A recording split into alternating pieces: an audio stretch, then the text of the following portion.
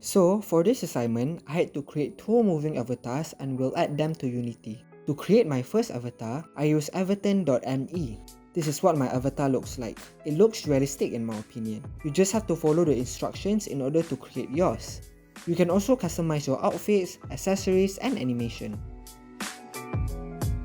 To create my second avatar, I use Ready Player Me. It's really laggy on my screen, so I can only show you what the final product looks like. There's my character ID/profile. The downside though, however, it doesn't contain animation like in everton.me. You'll have to import your avatar into Mixamo to create one, which I did.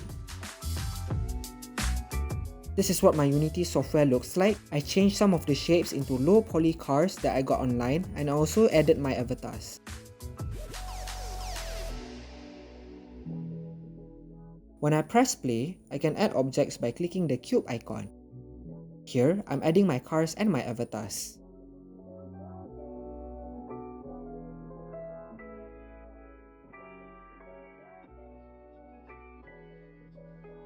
This is what it looks like on an Android device. It works the same, but the only difference is your surrounding. As you can see, I'm adding my objects here and I can even adjust the size and move it around.